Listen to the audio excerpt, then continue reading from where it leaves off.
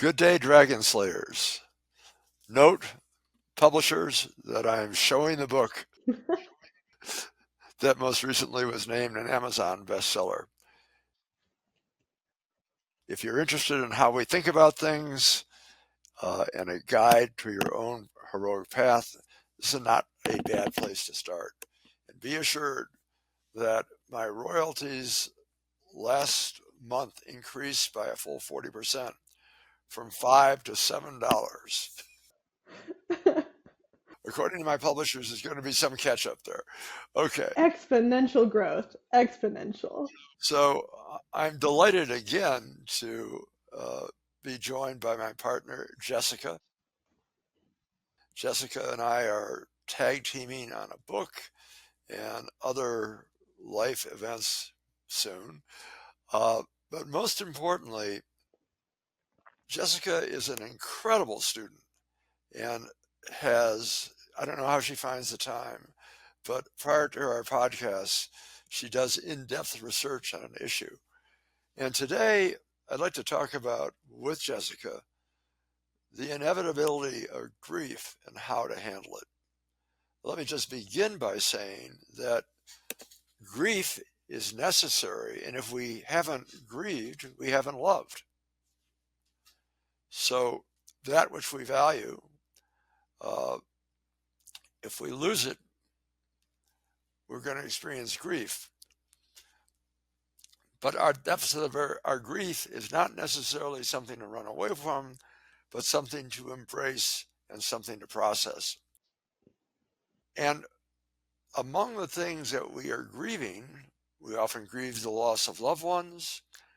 We grieve perhaps a loss of our own capacities or an avenue that we'd like to take, or the loss, often as people in Jessica's age who are about to be young mothers may grieve the loss of a pregnancy.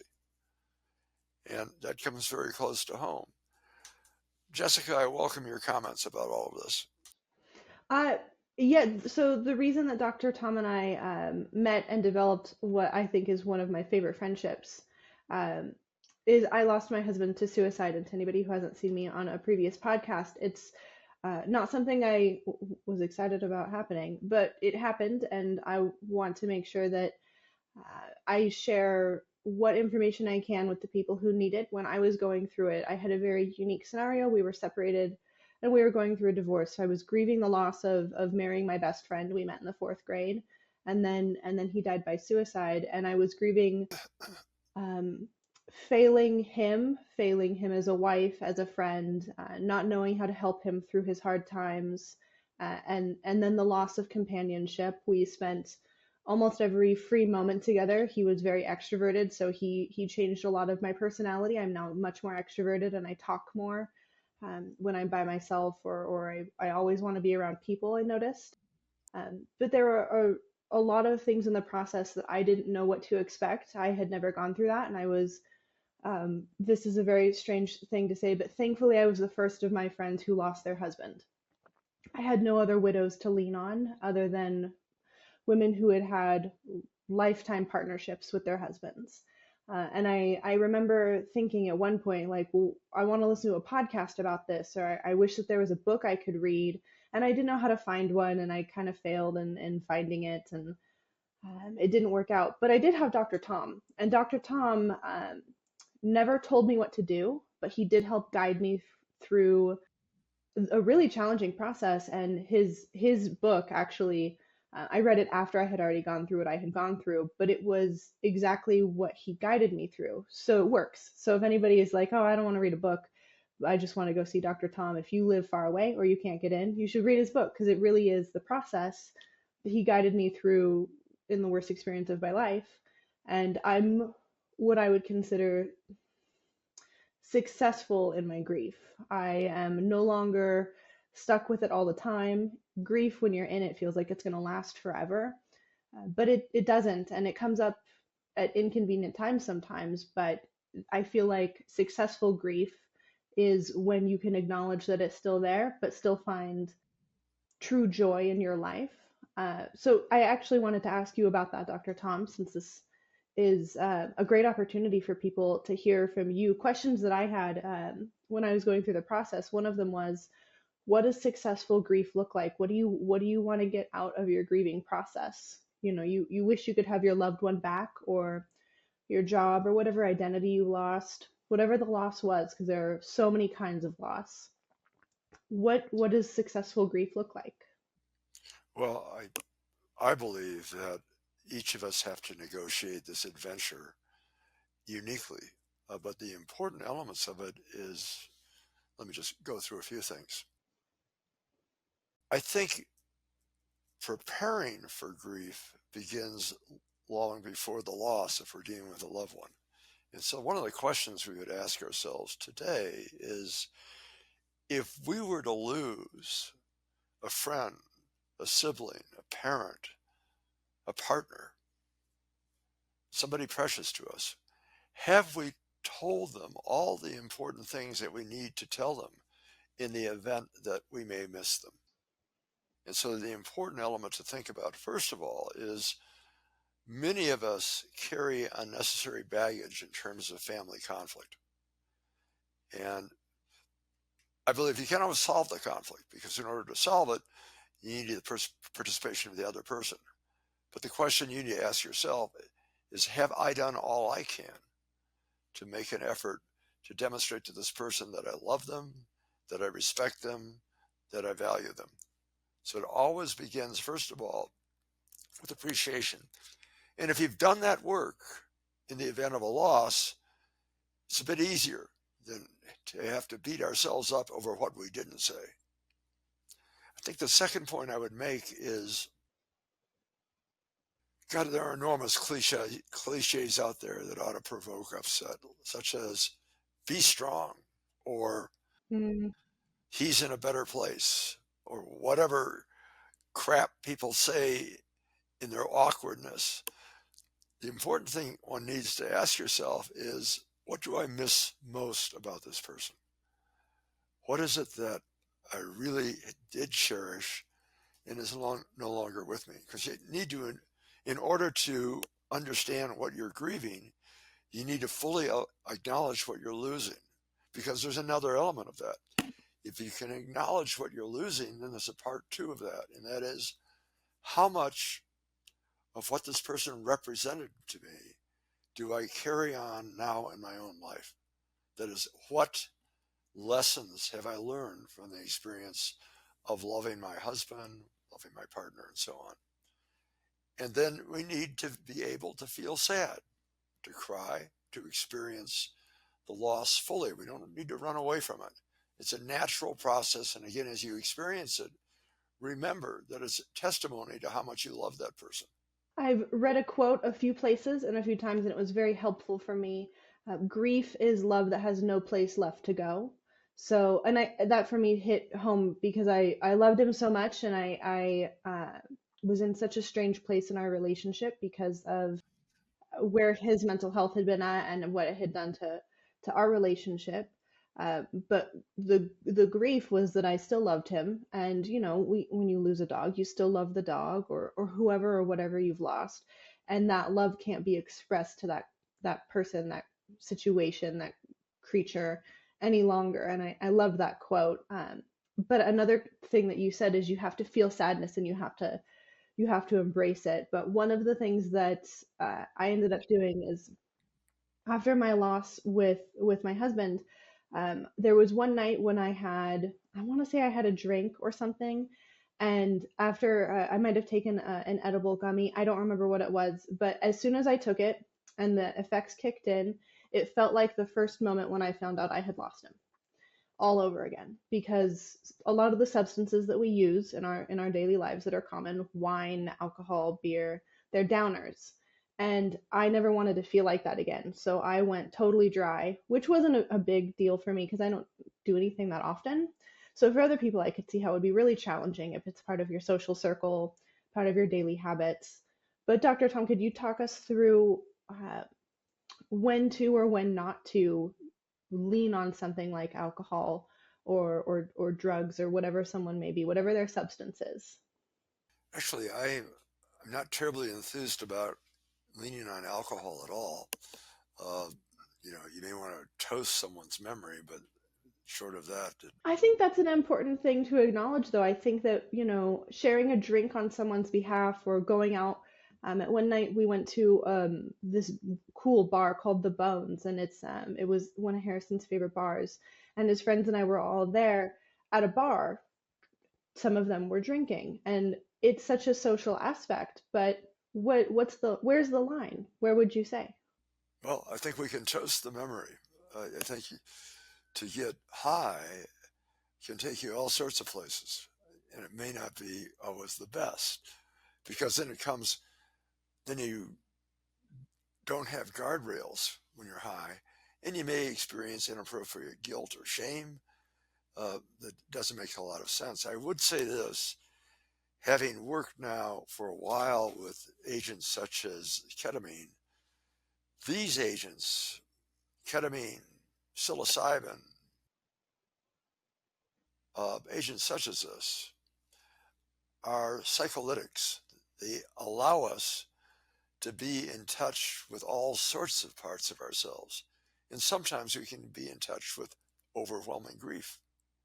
And it's okay, but just be aware that that is one of the consequences of loosening the guardrails with these substances.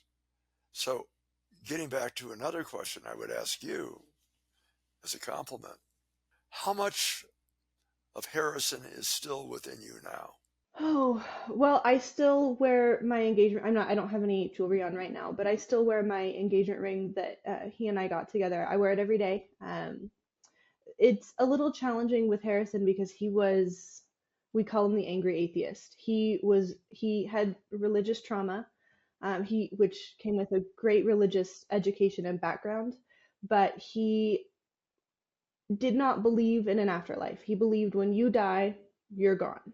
So what I have with him are my intentions to honor his memory without trying to think, oh, you were wrong, you're a ghost that's following me around. And I think that sometimes when people lose someone, they picture them as a guardian angel, someone who's with them forever, they'll never leave them. And I think for me it was kind of a challenging it was challenging to deal with my own religious ideology and Harrison's thoughts on religion, which were from a deeply traumatized place. Um, so I Do you ever do you ever have dialogue with an inner Harrison? yeah, I would say that I do. Sometimes I'll talk either out loud if no one's home or my dog's home because she can't judge me, or sometimes I'll talk to my engager ring. He didn't want a grave. He wasn't really interested in any of that. He just wanted when he was gone to be gone. So I have his ashes, I have his ring, and sometimes I will say things in case there is a chance that he was wrong, because none of us know. Maybe in death he would find peace with some kind of an afterlife. I don't know, but I will talk to him, or I'll talk to the idea of him, and bring him with me on some experiences that I wish he could have had for himself, or that he could. He was a really great, gosh, I don't know another way to say it. He was a hype man. He made everybody feel better about themselves if they were worried. He was all of his friends at his memorial service talked about how he made them comfortable with who they were. He was the person who said your weirdness is something that you should be proud of and happy with. Be the weirdest. So he was a very bright guy. Oh yeah. Yeah, very smart, very kind, very uplifting. So when I need someone to make me uplifted, if I don't have Dr. Tom, I can imagine what Harrison would tell me. And I also carry with me the idea of Jessica, you'll always have me. I'm kind of like I'm a barnacle in your life. a positive barnacle, a symbiotic barnacle. Yeah, but there are those moments where your loved one is gone, or um, if it's not a person that you can dialogue with. Maybe it was an infant. I've had friends who have had miscarriages or other horrible scenarios that no one should ever. You can't contemplate the pain that that goes through, and it's a physical pain as well because when you're a woman, your body is so entangled in having a baby, being a mother. It's such a visceral part of you. you can't necessarily dialogue. Your baby's not going to say anything back to you. They hadn't had words yet. So those are challenging experiences, but you have to talk through the idea of what would the best version of me in that identity do right now? What would I want someone who hadn't gone through this grief to feel or act? And find whatever that conversation is with yourself or with the people around you that helps you hang on to the bright spots of that experience, whatever they may be. How has grief empowered you and increased your resolve, if it has? What a great question. So I know my parents listen to this podcast, so I'm going to be a little careful here. But growing up, I stifled a lot of my emotions. It was I took on everybody else's compliments of you're so mature, you're so quiet, you're never a problem. And they always came at times when I wasn't being emotional. So I stifled and pushed down a lot of those things. And when I went through the grief process, I decided I just have to let it happen. Thankfully, I meditated a lot before I had gone through that process, which to your point, Dr. Tom, the before you grieve, before that event happens, you can't predict it.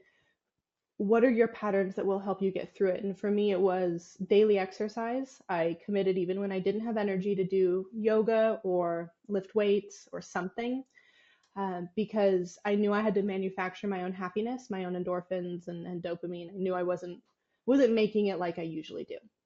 So I committed to that and I committed to meditating. So I would let the grief come up and I would come up with a mantra that would help me get through that meditative period or that week or whatever. And I would sit with it and I would just let it hit me. And for me, it made me much better at experiencing my emotions in the moment. So now when something is genuinely funny, I laugh faster than I would have before. I would say that I have gotten more in touch with the full spectrum of emotions instead of trying to lock them down. I can recall when my late brother died, um, and I really admired Jim, and he was kind of like a surrogate father, among other things. And I remember the weekend that he died, it occurred around the July 4th weekend. And there was going to be a memorial service in Detroit, and I could not find a flight out of Reno. It was really frustrating. I couldn't get out of here until a Monday. Uh, and I was really frustrated. So one of the things I decided to do, I think in the early morning, a day or two after he died, is I played a memorial round of golf with him, his spirit at my side, just to remember him. Uh, sometimes with tears in my eyes, but it was something I thought was important to do. Uh, I'm sure that you might, as you go on a hike, think about hikes that you and Harris had enjoyed. Well, ironically, Harrison hated hiking, so Oh, kind of.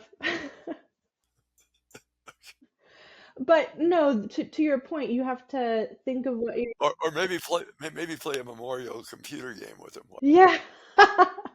Yes, you have to find whatever you feel honors that person, and it's different for everybody.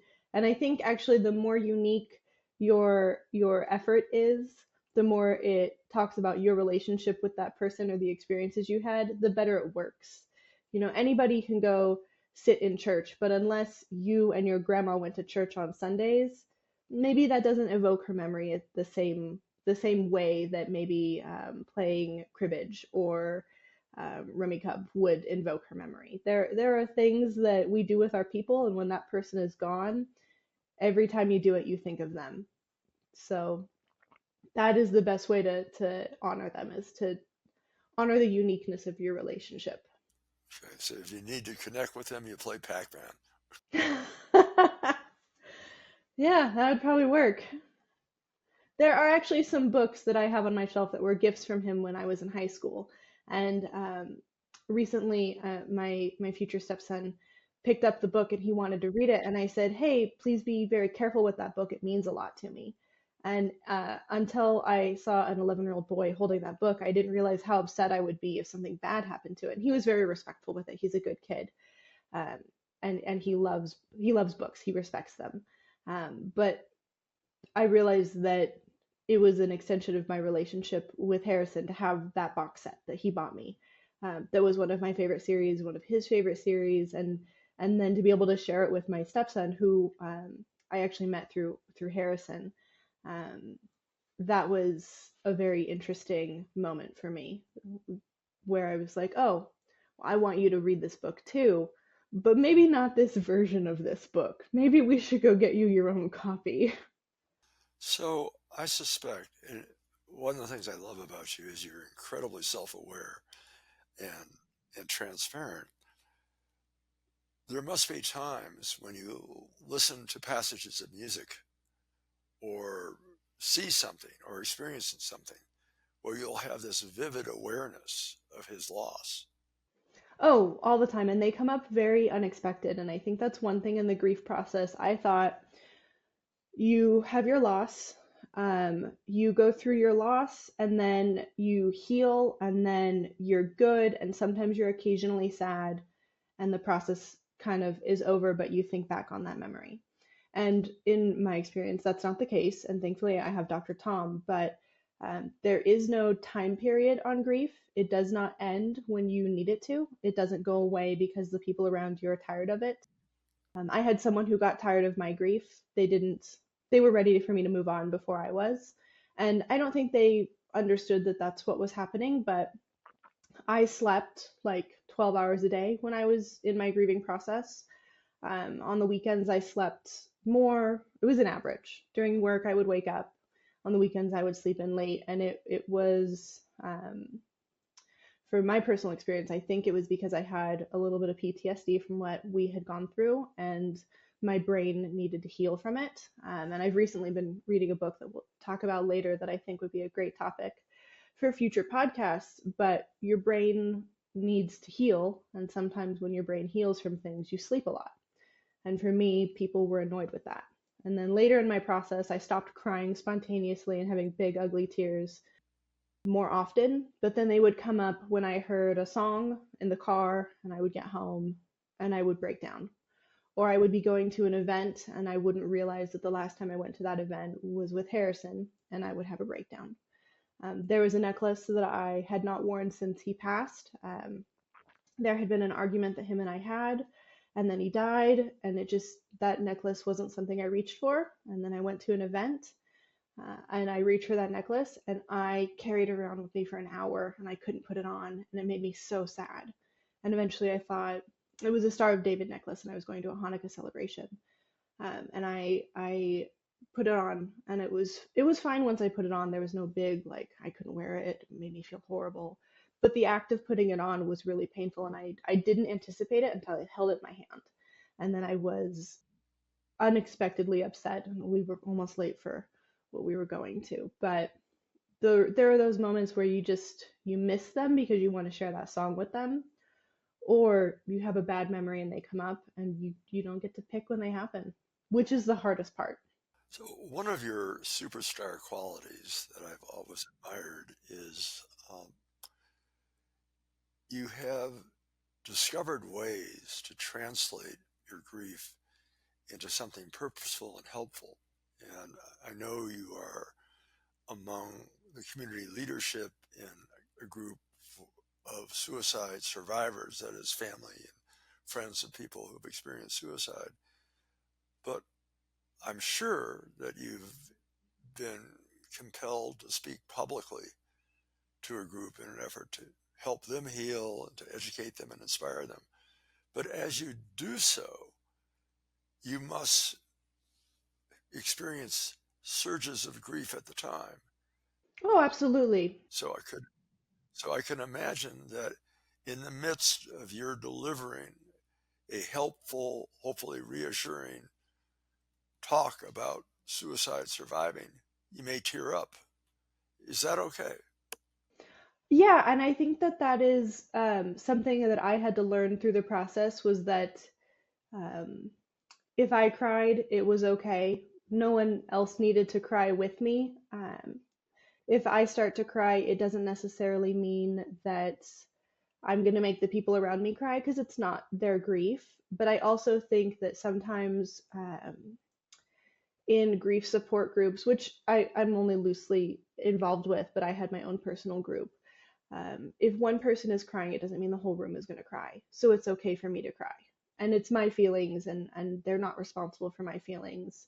But also, it does show other people, hey, this is hard for me, and it's okay for you if it's hard too. And I think that that is one thing that our society stifles is we don't allow people to cry and then move on. If you're crying, you should take yourself out of the room. Do you need a minute to pull yourself together? We have really unhealthy responses with crying, and there's always that one person who can put their hand on your back and say it's okay.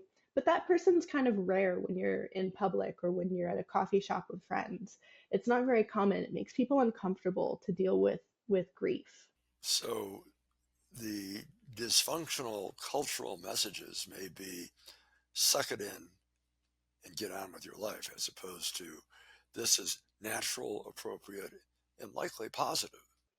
Yeah, so Dr. Tom earlier said that I do all this research before our podcast, and the truth is I cheat and I suggest podcast topics where I've already done a lot of research or I have experience and have looked into something to validate that experience. And I have two book plugs. I always have a book plug other than Dr. Tom's. In the book on awe by Decker Keltner, he talks about successful grieving process and cultural norms, and he talks about Okay, now that you've now you plugged the book, can we hear clearly the name of the author? oh, Decker Keltner, and the book is Keltner. Keltner, Kelner. Okay. And I've spoken about this book in a previous podcast, and he writes a piece on the Jewish practice of sitting Shiva after a loss. And he talks about how when you're studying behavioral science and when you study grief, sitting Shiva forces you to be uncomfortable because you're sitting in a prolonged period that might not be natural. And then you get up and you greet people at the door. So you break up those periods of discomfort. And there are some benefits to putting ourselves through cultural practices of grief that help us grieve more fully for shorter periods of time and have what he would say is a better outcome where you feel your grief and you move on. You don't fall into a depressive episode that might be no longer grief but a clinical depression. And Dr. Tom, I would love to hear if you have seen any patients going through a grief process where you think that their reliance on their cultural practice or their religion seemed to really help them. Were there any times where you thought that seems great? Actually, I think in most occasions, if you're fortunate enough to have religious training and religious beliefs, I think we've touched on this in previous podcasts. If and I encourage people to read some of David's Psalms in the Old Testament. But when you read that, you really get a sense of David being a companion of God. As Mm-hmm. you can almost imagine physically, the 23rd Psalm as he is walking through the shadow of the valley of death, that God is right at his side. And I think the level of imprinting that occurred in those centuries before Christ was probably very real because of all the childhood experiences that people had and how much God was a part of their life. So yes, I think it offers great strength to know that a God is with you as you go through this rite of passage. Uh, Notion of the hereafter also strengthens some people. Uh, and I think that's a wonderful organizing myth in that it's hard to know with any degree of certainty uh, if there is a hereafter if you're an empiricist. But it certainly helps to sustain that image. So, and I think we may have even touched on before some of the studies on reincarnation. Yes. I think it's all there I would say something else too, and that is embrace all good experiences as much as you can. That is, experiences that bring you closer to the ideal of yourself, closer to loving people, closer to purpose. Let the grief energize that. For example, if you have a determination, having lost somebody after a long friendship or a long relationship, or having lost a child after a pregnancy, how does that steel your resolve for the future? And how does that inform how precious you believe life may be?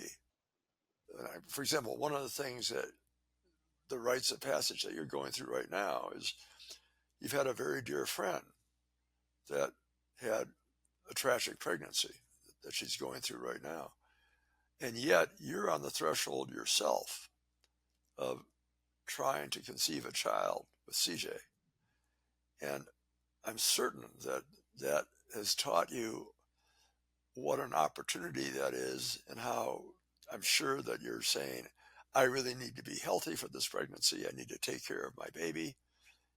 Yeah, and I think that that's one of the positives is when we share bad things that happen to us, we can also share why they happened.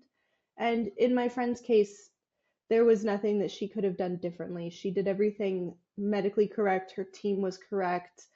Um, but it did reaffirm she has that peace. I would hope she has that peace of I did everything correctly. I didn't do anything wrong. I did all that I could, and um, I think going into attempting to have a baby in the future, you have to have this almost delusional capacity of nothing wrong will happen. But part of that is you have to empower yourself with what are the decisions I can do now that will help me go into this correctly. And I think you can do that with any process. If you're aging, if you're getting older, you can say, well, I'm getting older and that's sad. I'm not going to be able to do the things that I love. Or you can say, I'm getting older. I'm going to take the best care of my body that I can take so that I can play, in my dad's case, pickleball just a little bit longer. He does everything he can for his body. He is such an inspiration for being healthy. My dad doesn't miss a workout. He stretches. He goes to physical therapy. He does nutrition, all of it. And for him, when he gets older, as he's my dad, so obviously he's not in his 30s anymore because I am. Uh, he's done everything he can. But he certainly wishes he was, I'm sure. He acts like it. He's in better shape than some of my friends, that's for sure. But he's gone into his process, and regardless of if I haven't seen him mourn the loss of his youth. And maybe that's because I'm his daughter, but it might also be because he's done everything he could to hang on to as much strength and vitality as he can for a long time. Dr. Tom too. Well, he's an attitude very much like mine. I think it's one of the reasons that he and I bonded, which is how are we doing given our expectations and what we expected of ourselves at these ages? And so, for example, I felt obliged to work out before we did this podcast. Otherwise, I'd feel guilty.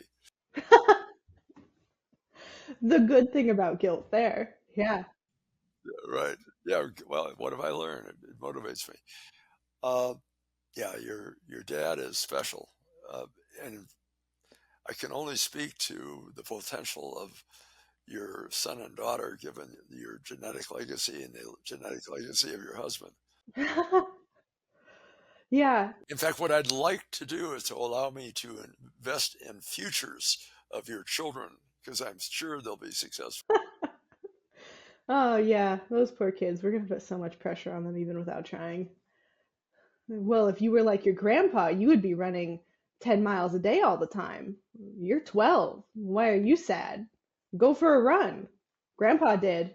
Yeah, it's gonna be a rough one for any kid. And now my poor stepson is putting up with all of that. Yeah, he's definitely. I think he's handling it pretty well. So I shared this with CJ and a few others when you privileged me with the opportunity of officiating your marriage. Uh, in fact, I confessed to CJ, I'm almost ready for another fraud dream. Uh, and so, for those who have been privileged with people who think of you positively, not necessarily to feel guilt about that, but it is important to grow into the person that they see you as. It's an inspiration. Actually, one of the things that got me through my really heavy periods of grief when I didn't want to do anything and I just wanted to lay on the couch and sit there is uh, at our sessions, Dr. Tom and I had more frequent sessions than we do now, as he was making sure I was okay through my grief period and getting through my PTSD. And he and I talk about going to the gym a lot. And so on the days when I didn't want to go to the gym, I would be like, "Ugh, I know Dr. Tom's going to ask if I worked out, and I want to be able to say yes. I know that that's the right answer." And so that was a big motivating factor. And my dad would check in and say, "Well, did you get a workout in today?" And sometimes he would do it with me, sometimes he would hang out and talk while I was working out. But having those mentors that would check in and say, "Well, did you do the things you're supposed to do today?" Or how are they going with no pressure? You want to be able to say, "Yeah, I did what I could. I'm still grieving. I'm still sad. I cried a lot today, but I did walk on the treadmill for 20 minutes or whatever." So, so it's kind of like a binary response to my expectations. I still I still have patients that I really like, but they're a bit more resistant. And when I ask them questions like that, the response is, "Would you please stop nagging me?" Yeah, you have to be in a place where you know that your mentor or whoever is guiding you through this, or whoever your check-in is, whoever it is, if it's your mom, if it's your therapist, if it's your trainer at the gym, when they ask, they're asking out of care and love, and they're asking because they want the best for you. And sometimes you just have to take the humble pie and think, man, I don't want to. I'm going to tell them, no, I failed. And sometimes you have to say, but I know they're right and I'm going to try anyways. And I think that that's true even when you're not in the grieving process, is when people check in with you on whatever you're doing, and they're checking in out of a place of love. You just have to think, I want to be able to say yes. I'm going to try sometimes. And sometimes you fail, and that's okay. You can't be hard on yourself, but that's all they're asking, is they're asking out of a place of love. So, those of you who are out there who are considering working with me, uh, let me advise you that my gatekeeper in my office practice, I've advised her that I wish not to take any patients that are not higher functioning than me. So, Oh, well, then I'm a really good liar. But no, you're on the right path. Question: I do have a question though. If we can think more generically about the question of people going through grief, how would you advise people when they wanted to choose a therapist or a guide or the coach as they go through this process? What kind of qualities would you be looking for? I have had a few therapists in the past. I had one therapist that um, I saw one time, and then my appointment was missed because she scheduled it differently than I had scheduled it. We wrote it down different. And 2 weeks after, I called her office and said, I thought I had an upcoming appointment and I haven't gotten a reminder. And it was just her. She was a sole practitioner. And she kind of said, "Oh, well, you skipped our appointment 2 weeks ago." And I thought, okay, so the bare minimum is if I tell a therapist that I am depressed and stressed and going through a bad period, I want a therapist where if I miss an appointment, they're going to check on me, someone who cares enough to say, hey, what happened? Not a therapist who would have, whatever had happened that made me miss that appointment, would just assume, I don't care, she's probably fine.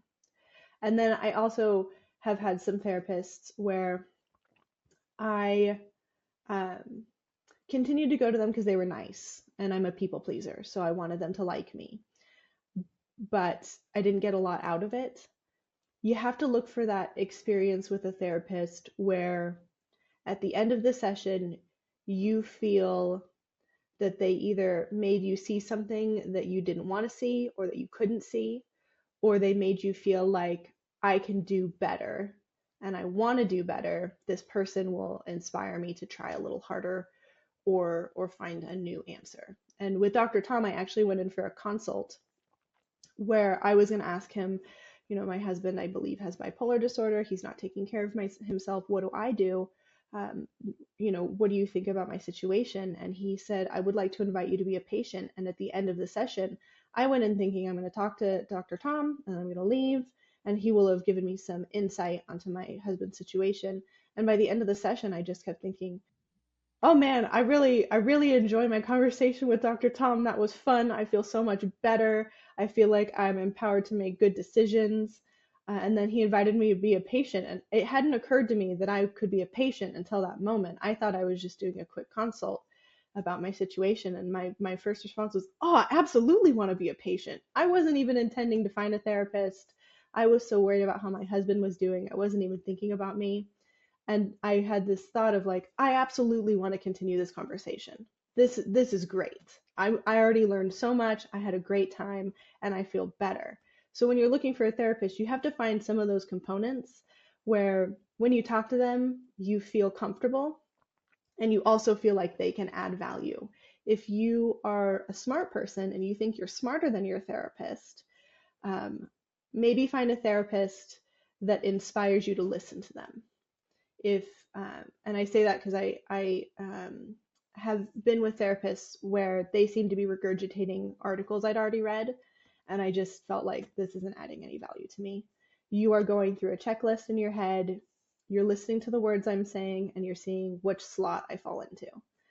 You got to find a So for my part of this dialogue, for the more than an hour that I spent with Jessica the first time I met her, for me it was a turnkey uh, to invite her in because, of course, she was higher functioning.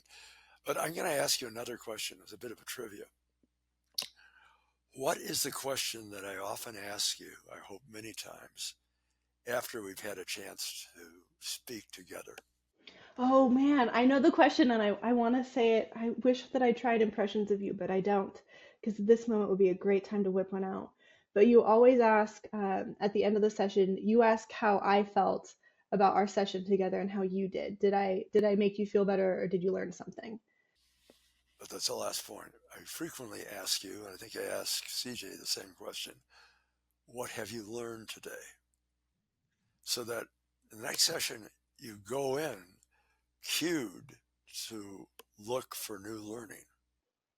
Which is the whole point to anybody who hasn't been to therapy or who hasn't had a psychiatrist or people who don't know what therapy is. They have a skill set and they have a perspective, and you're going to them to take that skill set and have it focused on you to help you learn something, either about yourself or how you see the world. That's the whole point of therapy. It isn't to talk about your problems, it isn't to talk about your feelings. You can journal through all of those. You don't need another person to listen to it. You need a therapist or a psychiatrist or however you choose to call them, that when you're talking to them, you leave going, oh, okay, I get it now. I see that for at least one thing. Just one thing. Maybe not every single session if you see them for a long time, but every so often you have to have a moment where you think, oh, I learned something new. Well, first of all, again, uh, great appreciation for your sharing your time. And I, once again, am looking forward to our regular dialogues because I learn so much from you, Jessica, and I hope our audience out there would agree. Uh, we look forward to seeing you next week. Are we going to be able to be together or are you traveling next week? Oh, I don't think I'm traveling. I think we should be okay next week. Unless you have, I know your cousin is always available, so we'll see. No, well, I'm going to have to talk to him probably tomorrow because I don't want to intrude on his Sabbath. Funny thing today, I didn't, I was completely oblivious. I've been working on some other stuff. And I woke up this morning to find that we're in daylight savings time. I had an email from a friend of mine who is also a realtor, and I ended up on her realtor listing, and I saw that she emailed me, and I thought, why didn't you just call me or text me? And I saw it was one of her realtor ads, and it was about spring forward. And yep, did not notice that until I checked my email today, waiting for your invite to the podcast. Right. hmm All right, kiddo. It has been an absolute delight. You inspire me. I hope you inspire the audience out there. And we'll catch you next week. Be well.